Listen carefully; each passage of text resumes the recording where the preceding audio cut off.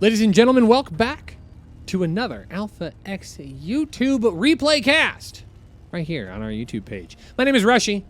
I'm bringing you yet another replay cast from IEM Katowice 2022. We're so fortunate for such a great event, and big shout out to ESL for making all of these replays possible. Hopefully you support them on social media and in general because they're super cool people, just like the wonderful people here at Alpha X.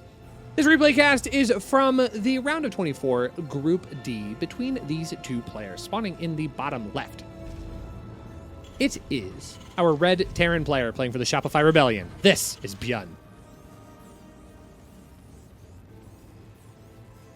And spawning in the top right, his opponent, the blue Zerg player, also from the Shopify Rebellion.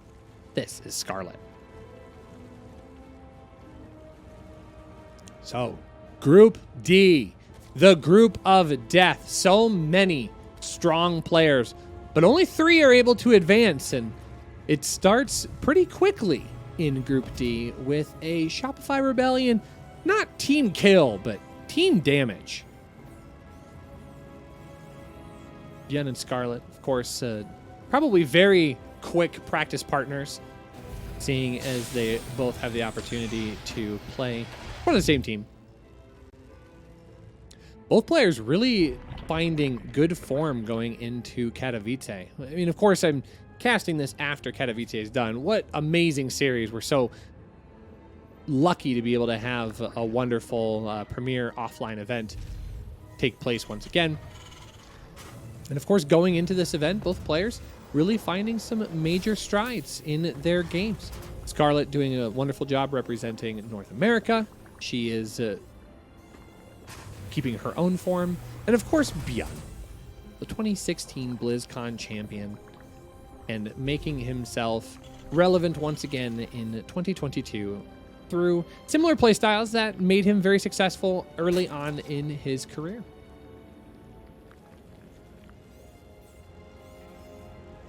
So now they face off in the group of death here, and on 2,000 atmospheres, both players open up rather standard. Third base goes down here for Scarlett at the forward location. Byun trying to eliminate as much scouting information as he possibly can here from Scarlett. This Overlord is going to be able to retreat to the north side of the main base, where it will not find nearly as much damage, but it will be safe for at least a little bit of time. But all in all, big note, no Reaper harassment. So it's all Marines here, as Byun is actually going to move across the map with his 4 Marines. We often see some very interesting builds out of Byun. Very aggressive, very quick to act, finding lots of high-value damage with small quantities of low-value units. And this is going to be no exception in game number 1. These 4 Marines are going to find a little bit of damage harassment out at the hatchery, but Scarlett is ready to rock and roll. She has got a nice little Ling swell coming in here. 8 more Lings on the production tab to court the 14 that are already moving across the map.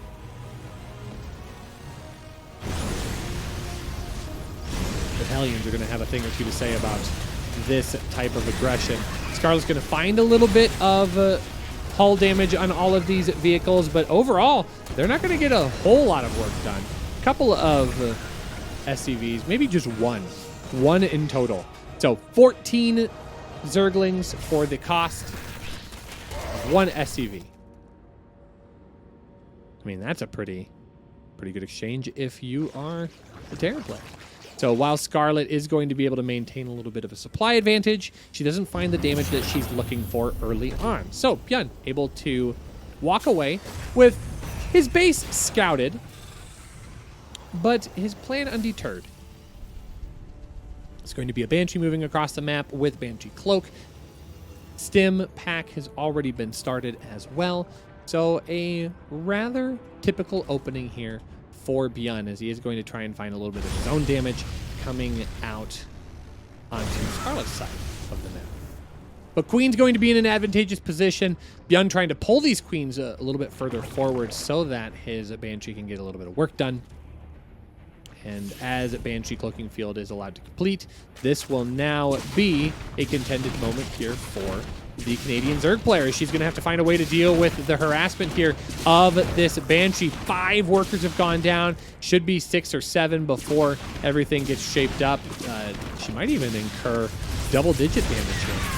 4th base is going to go down. That actually snuck by the Hellions of Byun here. The 2nd Banshee will be joining across the map. And Byun working to find some double-digit drone damage off of his opponent. I think right now, I mean, Byun's in a position where he could potentially find some additional damage going forward. This Banshee is going to be able to rotate on out, and now Byun's 2nd Banshee is here. That's going to take a lot more damage up front, but catching a couple of these drones in transfer will make that drone count just a little bit slimmer. 10 in total. And Scarlett is finding herself trying to at least mitigate a little bit of this early on damage. Finding herself at 81 supply, not quite the position that I think she was hoping to against her opponent. But now finally able to push off the 2nd Banshee. Those Banshees are going to have to fly all the way back home. This injured Banshee, it's got a little bit of a jump to it, but not a whole lot. But I think the Banshees have largely been paid for at this point. As a 3rd base is going to be able to come down here for Byun. He does have additional Marines. Follow-up is going to be almost all but the same. A little bit of coverage here by Scarlett as she tries to maintain her map control, pushing that creep out just a little bit. Really working on getting the creep here on the right-hand side to help reinforce her 4th base location. But all of that might just be a little bit in vain here as Byun is able to start rallying his forces onto the right-hand side. The Banshee's actually being repaired back at home and are in a position to be able to defend against possible run-bys. Byun has thought of it all. And now it's going to be his turn to strike across the map once again here. Coming forward, tank is going to be left back behind, but a nice little quick reinforcement here.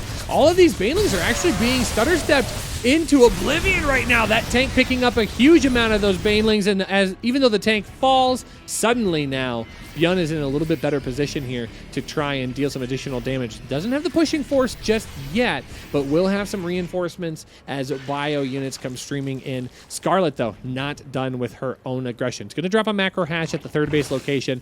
Has a 5th base on the way, but needs to find a way to protect against this oncoming push. And now tank once again going to be able to work on to the targeting of these Banelings. Banelings are going to be a little bit more effective this time around. Byun not going to be able to sustain that push. He's going to have to back off, and Scarlett finds a little bit of damage on the opposite side of the map. So things are all evened up supply-wise right now. The units lost tab looking within the margin of error for the Zerg player right now. 3,400 minerals lost to the 2,100, and gas counts are pretty even so far. So all in all, Scarlett doing a nice job of trying to stabilize her position against her Terran opponent, but in reality, Byun taking advantage of the opportunities given to him here. His Banshees are fully juiced up and ready to fly. And there's no detection here at that 4th base location, so Byun might be able to find a decent amount of damage while Scarlett isn't looking, and that exactly appears to be the case. The drones are going to get pulled off of the line. Here comes the Overseer, and that's going to be a better position. But as these Banshees are able to stutter step away, they are able to exact some additional damage, and 10 drones end up falling once again. That means Scarlett falls further behind on the drone count. It's 20 drones for 5 SCVs traded on the opposite side of the map. And Byun able to continue to get additional damage here. Banshee continuing to work. 2-2 on the way for both players. But this is a worsening situation here for the Canadian Zerg player.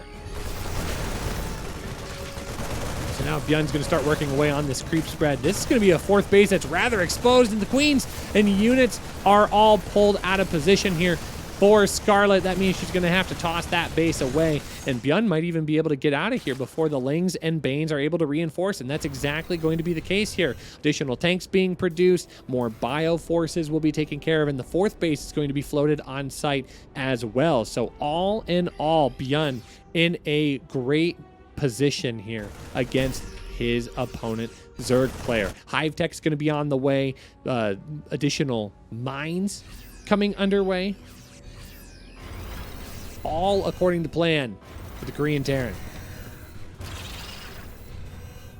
Now Scarlett is going to try and rotate here onto the left-hand side to deal with some scouted units that she did see coming. But Byun is not going to make it easy for her, trying to split up her army in multiple different locations. Byun does pick up and leave, at least in the short term, but long term, Scarlett's going to have to be very, very clear with how she wants to defend and engage. Byun's going to come in with his own hit squad right now. The mine, a very, very tricky component to this defense for Scarlett. How does she navigate aggressing against the army while also dodging crucial mine shots? The first mine shots are going to land on a decent amount of the vulnerable army for Scarlett, but Scarlett not going to be deterred at this point. Able to continue rotating, pushing her creep forward. The creep here on the right-hand side of the map, very, very useful, especially in trying to keep Byun pushed back. But right now, a giant push forward is going to be Byun as he's going to try and put pressure on this fourth base. Once again, this army is in a little bit better position to try and push forward. The Banelings able to roll on in and deal some additional damage. Byun being held back on multiple different fronts here. Scarlett has to be very careful, though. She's always 1 or 2 mine shots away from absolute disaster. This tank is going to get a lot of damage done, and Scarlett can't see it just yet.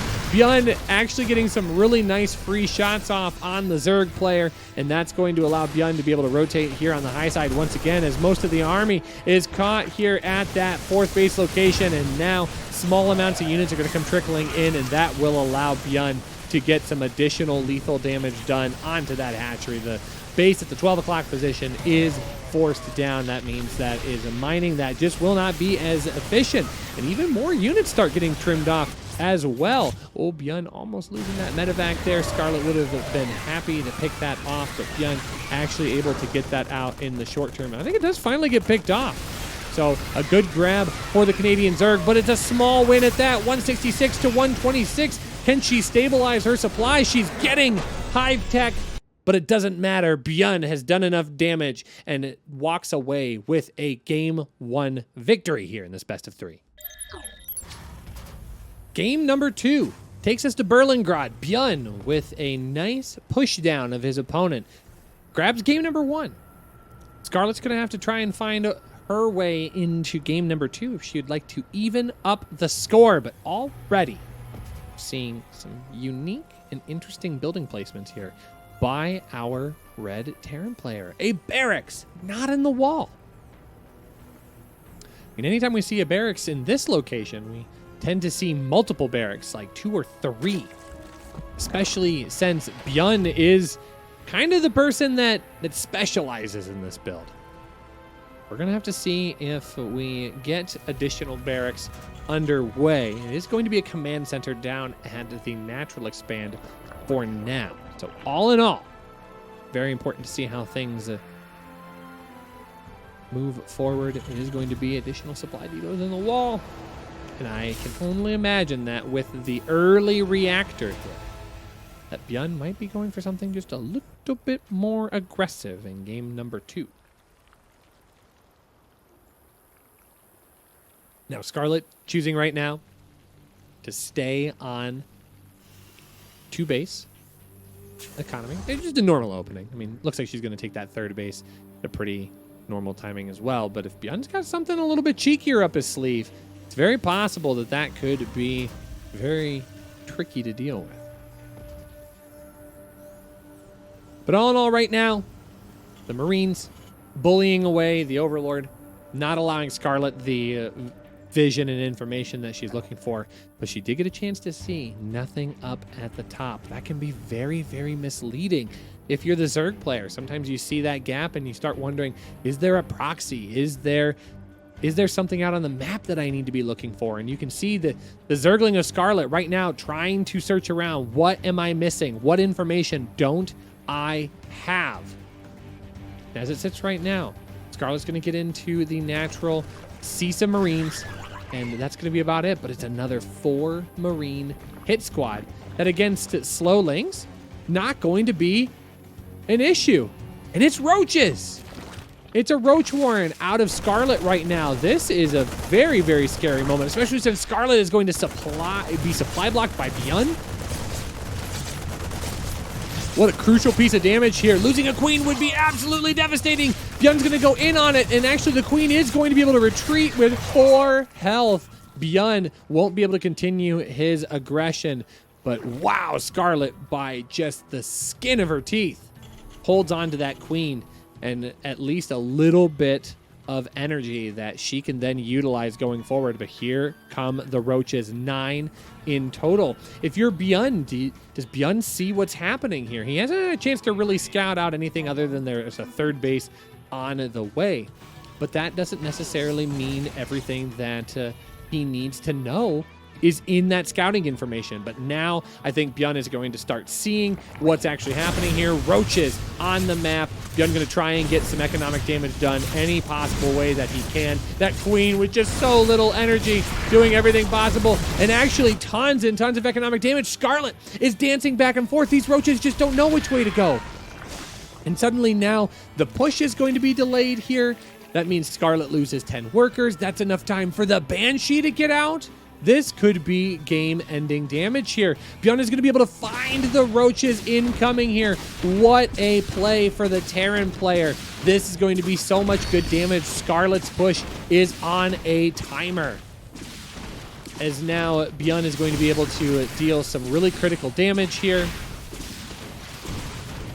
The units all get pulled up to the top of the ramp, and Byun knows that he's got workers to play with here. Scarlett suddenly in a very worsening position for the Canadian Zerg. A 2nd Banshee already out. This push is all but eliminated from the map. So now Scarlett has to find a way to respond to this. There's 2 Banshees on the way. There's 6 Hellions moving across the map. Yeah, Scarlett has 3 bases, but right now she doesn't have anything to stop the onslaught of units that are going to be moving across the map. Lair tech is only halfway done.